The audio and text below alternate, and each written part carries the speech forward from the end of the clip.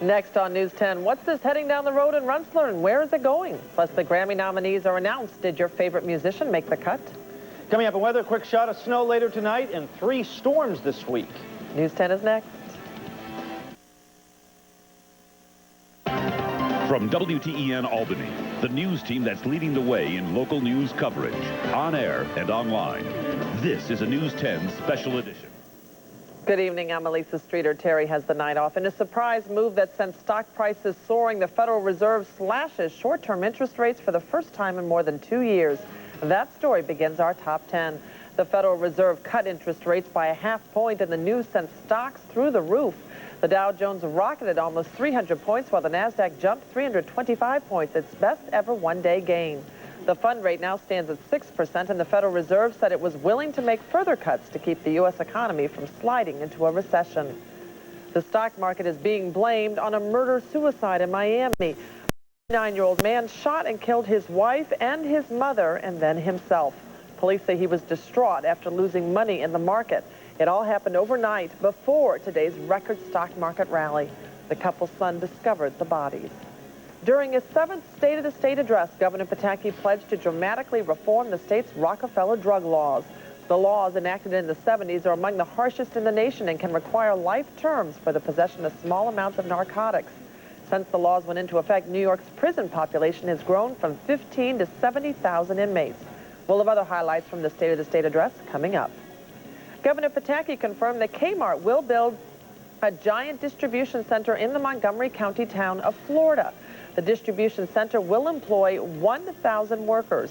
It will be built in the 350-acre site just outside of Amsterdam. Additional temporary jobs will be created for the construction. When Hillary Clinton campaigned for the U.S. Senate, she promised to make the upstate economy a priority if elected. Now that she's been sworn in, we'll see if she meant it. Today, Mrs. Clinton took the oath of office as the 107th Congress began its session.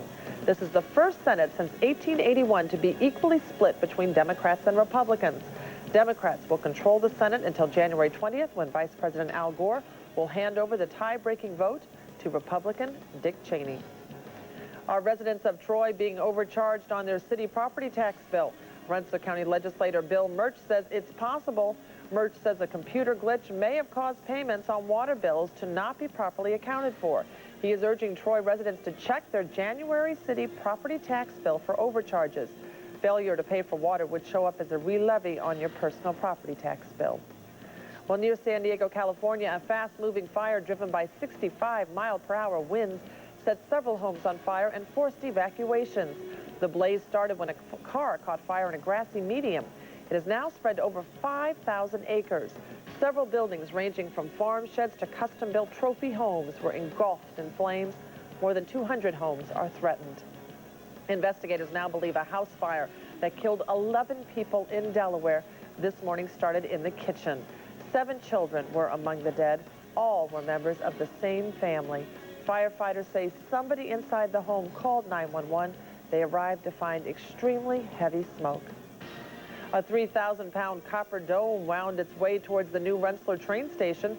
The 17-foot wide dome topped off the station and will likely become a recognizable symbol for travelers. A father and son team from Menands built the dome. Police in Columbus, Ohio didn't have a hard time catching a bank robber. The thief hid the bag of money in the bathroom of a nearby drugstore. An hour later, he called the drugstore to ask if the money was still there. An employee told the robber it was, and when he showed up to get it, police were waiting. Now, a closer look again at what Governor Pataki proposed today in his State of the State address and what it means for the capital region. The upstate economy is better than it was, but not nearly as good as it's going to be. The governor has big plans for the capital region. First, he wants to double the size of so-called empire zones in Schenectady, Gloversville, and Amsterdam. These are areas where private industry gets tax breaks for creating jobs. And he wants to invest in Albany's wafer computer chip research facility, one of 3 upstate centers that would get $283 million over 5 years. This will be the largest high-tech economic development initiative in our state's history. And while he's investing, he still wants to cut taxes. The governor saying taxes will go down another $1.8 billion this year.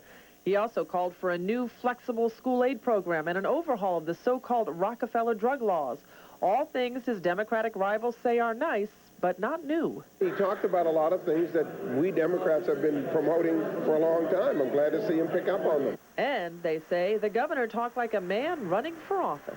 This was the kickoff of his next re-election campaign, his attempt to position himself as close as possible to the potential Democratic candidates by embracing all of the Democratic proposals of the past two legislative sessions. I hope that this was a declaration emphatically of the governor's candidacy in the year 2002, and I would guess that the challengers that are circling out there are going to have to take another look at where they think they are headed. Now, one of those potential candidates circling is Comptroller Carl McCall, and he said he will have something to say about whether he is running later. Well, you could call it a case of not in my backyard. The Albany School District is looking for a place to put what it says is a badly needed middle school for the southern part of the city. But neighbors at Kelton Court off Whitehall Road say Albany's looking in the wrong place. News 10's Sharman Sacchetti was at tonight's contentious public comment meeting. They ain't gonna take it. It ain't gonna work. At the Albany School of Humanities, it's the second meeting and the second time neighbors angrily lash out at each other over a plan to build a $23 million middle school in Kelton Court. One woman walks out, too upset to speak. At issue is where to put the 600-student middle school. The district is looking at this 18-acre plot at the corner of Kelton and Whitehall Road, a spot that fits in with state ed guidelines. It would be perfect for a middle school in that it would align all three middle schools across the city. The school would have 2 soccer fields, a baseball field, a swimming pool, and a computer room, all up for community use. This is a bad choice for a location for Third Middle School because this is going to destroy the residential integrity and quality of life in the neighborhood by all of the traffic and all the other sorts of things. Some neighbors say a school of this size would bring increased traffic, noise, and possible sewer problems in a neighborhood they say is prone to flooding.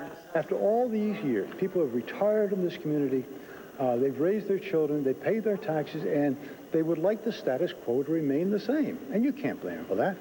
But others say putting up a school is how Albany's neighborhoods will keep families and a higher quality of life. I have a 10-year-old, and in the 10 years that I've raised my child, 6 of his closest friends have moved out of the district. They are all in a suburban school district. She says she's just hoping this issue won't polarize the community and instead bring it together to give kids the education they need. Superintendent Palmer says the owner may very well sell that land to a developer instead of the school, who is looking to put up 77 homes on that site.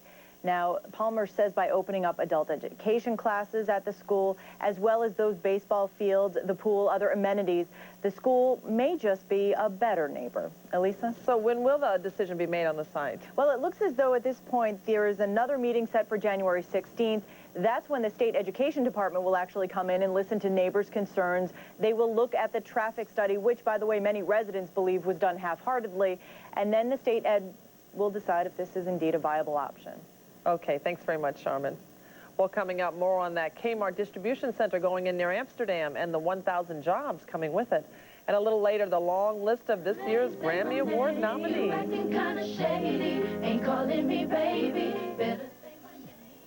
Hi, I'm Steve Caporizzo. Check out the weather lab tonight. We do have a little batch of snow that'll be moving in overnight into tomorrow morning.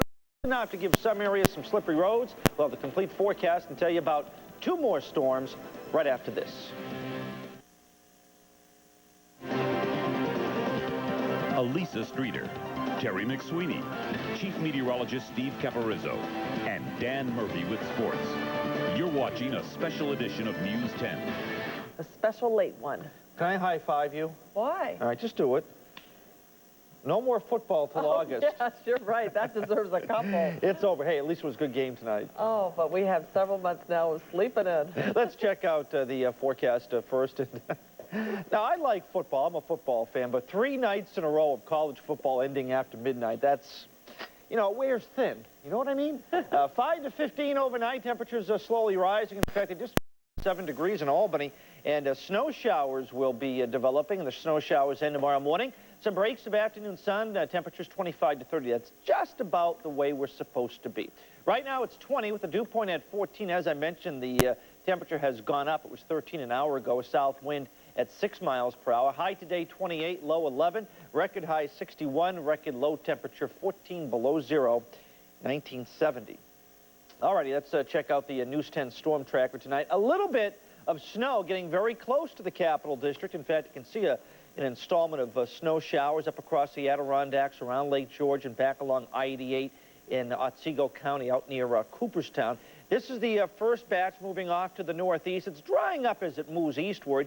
And then another area of snow further west out towards Syracuse. And some of that snow out in central and western New York has been rather significant with a few inches of accumulation. As you head out I-88 through Schoharie County out near Duanesburg, and then down towards Summit, that's where we find a batch of snow showers that is fairly light, but I think most of us will have a dusting of snow by tomorrow morning. All right, let's check out the weather lab and show you what's causing the batch of snow showers. Here's the satellite picture with the cold front to the west of Buffalo, and it's picking up a little bit of moisture off the Great Lakes, and it's producing a band of snow. In fact, we've had some reports north of Syracuse and north of Utica, 3-4 inches of snow, and that heavier snow will move across parts of the Adirondacks tonight. This is the winter radar, the big picture showing that batch of snow racing off to the east. Again, fairly light here. The more significant snow is out near Watertown. So right in here, the western Adirondacks have the greatest chance of heavier snow tonight. 20 in Albany, 13 Glens Falls, 25 Syracuse, and 28 at New York City. Boston's temperature at 25. A very active weather pattern. Take a look at this. One storm moving by tonight, another one coming in tomorrow night, early Saturday morning, and another one probably later in the weekend. So we have 2 more to go through after tonight's storm. None of these look all that big, but they will give us bursts of snow, and I think the best chance of accumulating snow this week will be on Friday. So the cold front goes by early tomorrow afternoon, taking the snow showers eastbound, if we're lucky, a little bit of sun developing. Now, in terms of accumulations, again, it's not going to be a big deal, but I think up north there will be 1 to 3 inches of snow for parts of the Adirondacks, a dusting to 1 inch around here, and out towards Utica, northward, as much as 2 to 5 inches of snow. In Friday's storm will be a little bit stronger, a bit more moisture with it. And to complicate matters, I think late Friday afternoon and Friday night, we're getting some indications of maybe a secondary storm forming on the coast. You know what that means. If it tends to blow up off the coast, it may throw back a little more significant snow, so we'll keep you updated on that. All right, overnight temperatures have dropped, and now they're starting to rise.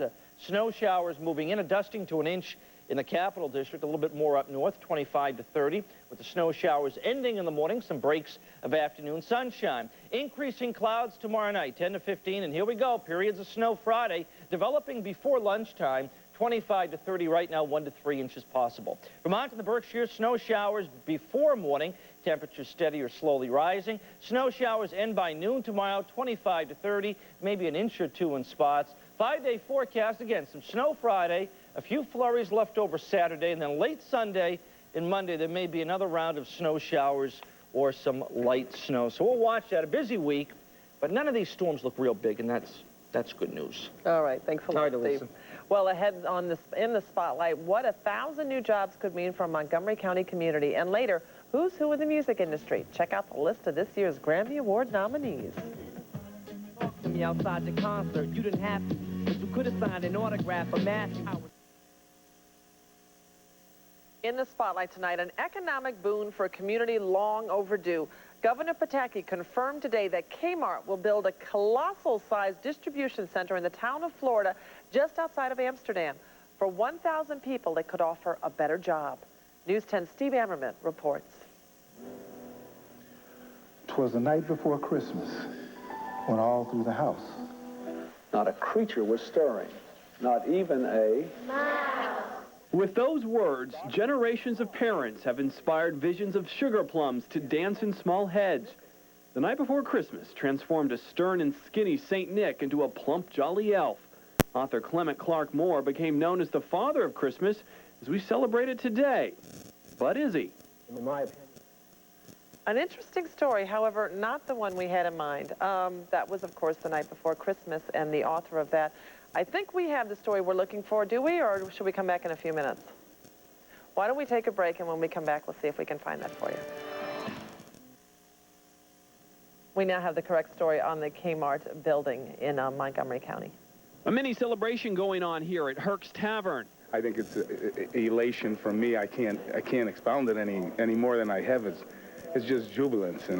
Jubilant because it took a year to lure Kmart to this site in the Florida Industrial Park, beating out more than 100 other regional locations. It was a cooperation of local, county, and state leaders, and from the creation of the New York Empire Zone, a state economic development program offering Kmart numerous tax incentives to set up shop. If we hadn't had that zone available and ready to go, I don't think we'd have had this project. And the area needed this project, losing hundreds of manufacturing jobs in recent years, like those here at the Mohawk finishing plant. Now 1,000 jobs are headed to this site, everything from warehouse work to transportation needs. A perfect opportunity, area leaders say, for the low-skilled workforce and the underemployed. We need now to diversify, and one of the ways to diversify is to bring in other types of industries, warehouse distribution being one of those. They're less reliant on national trends, international trends, which go beyond our control. But this man, who wouldn't identify himself, says this project is out of his control. He lives nearby on Route 5S and says the large warehouse and the heavy truck traffic will destroy his property values. My value of my house is just probably cut in half. I mean, that's why I built this, so I could sell it, maybe send my daughter to college. Now I'm not going to be able to do that. Reporting to you, Steve Ammerman, News 10. Dr. Dre, Eminem, Destiny's Child, and Vince Gill all have something in common tonight. They're all nominees for the 43rd Annual Grammy Awards. We'll tell you who else made the list right after this.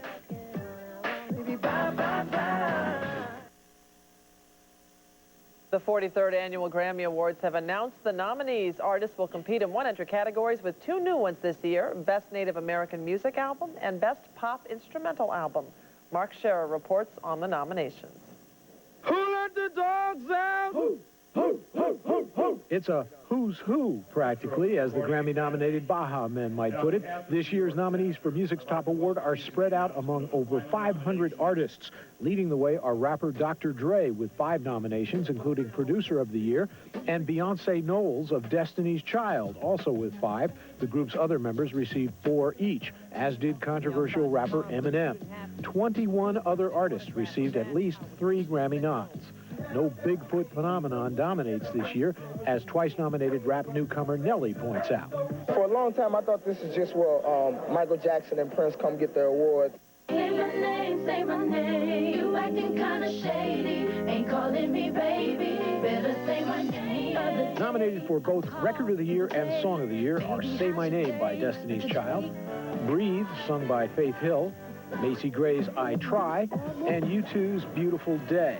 Also in the song category is I Hope You Dance, performed by Leanne Womack. Also nominated for Record of the Year is Madonna's Music from the album of the same name and NSYNC's Bye Bye Bye.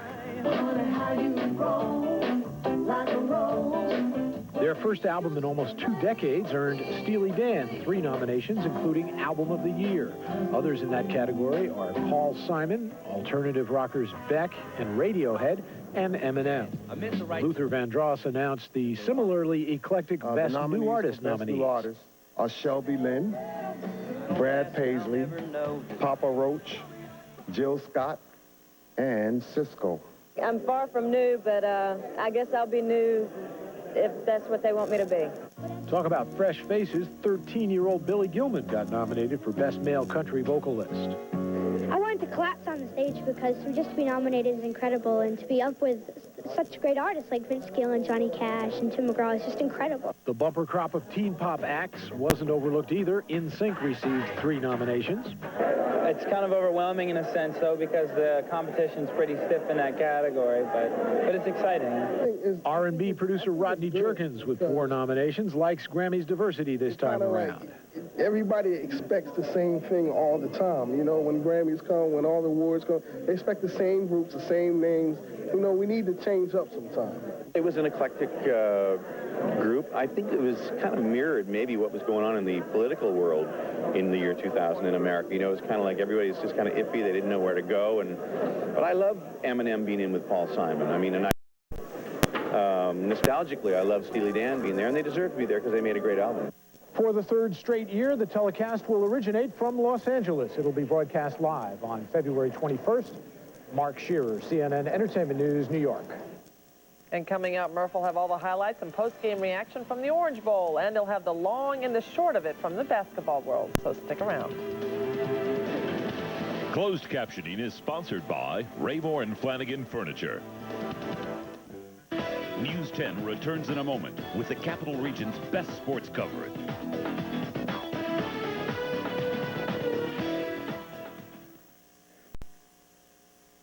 Dan Murphy here with a lot of information. Yeah, let's just say the first college football championship game of the new millennium will not go into the time capsule for the next millennium. That was really a stinker tonight, unfortunately. Talk about controlling your own destiny. All Oklahoma had to do tonight to avoid a split championship, and the who's #1 controversy in college football was to complete an undefeated season by beating Florida State. Easier said than done, you might think. Miami, the site of the Orange Bowl. Ironically, Miami, one of the schools rooting for the Seminoles to beat the Sooners. Both offenses showed the ill effects of a month layoff. Oklahoma's fumble here early on put Florida State in business, but the Seminoles give the ball right back. Torrance Marshall's interception set up the only points in the first half. Tim Duncan's field goal, 3-0 Sooners at the break. Second half didn't get any better for the favored Seminoles, who dropped passes all night, including this touchdown grab that should have been. Fourth quarter, the game was still in doubt. Heisman Trophy winner Chris Weinke trying to make something happen, fumbles the ball. Oklahoma recovers. 2 plays later, Quentin Griffin scores the game's only touchdown. Florida State got a late safety to avoid the shutout, but they were simply lousy, and Oklahoma is #1. They beat Florida State 13-2. When I look at it now, it probably should have been Miami and Oklahoma. Well, I didn't think we looked like we belonged out there. I thought Miami looked a lot better the other night than we looked. Final polls will be out tomorrow. We'll see where everybody finishes up, but we know Oklahoma's going to be #1. However, this may have been the final game for Bob Stooks as Oklahoma coach, as hard as that is to believe. Ohio State officials will ask permission to speak to Stoops about their coaching vacancy. Speaking of coaching vacancies, there is no longer one in Washington. The Redskins have coaxed Marty Schottenheimer back to the sideline. Schottenheimer gets a 4-year deal. We'll see if he lasts that long working for Daniel Snyder. And the Jets have put their search for Al Groh's successor on hold. Owner Woody Johnson and Bill Parcells talked today. Nothing decided. They'll chat again later in the week. College football done. College hoop entering conference play. Top-ranked Michigan State off to a slow start out of the gate against Penn State. In fact, the Nittany Lions led by 11 at the half, but the Spartans wake up in the second half. Andre Hudson with that steal and slam. Then off the Charlie Bell steal, Jason Richardson with the finish. Michigan State remains perfect with the 98-73 win. 2 other top 10 teams in action. One goes defeat. Number 9 Illinois takes care of Minnesota, but check out number 10 UConn losing to Boston College. The Eagles beat the Huskies for the first time in 12 years. Locally, UAlbany looking to begin the new year with a win. The Danes hosting Liberty. Will Brand with a nice hustle here. This follow-up beats the shot clock. However, the Danes couldn't handle Liberty guard Chris Caldwell. Caldwell with a game-high 27, including some pretty drives.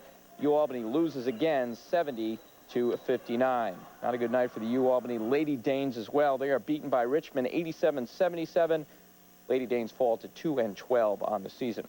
New year of high school basketball also getting underway tonight, and the next 2 months should be very exciting. Among the teams with sectional championship aspirations, the Columbia Blue Devils. They hosted Abel Park tonight in our spotlight game. Craig Forth leading the break. Darko Sedlar, nice addition to this team. Another solid game with 16 points. Forth, though, spent most of the night down low where he belongs. The senior, 20 points, 19 assists.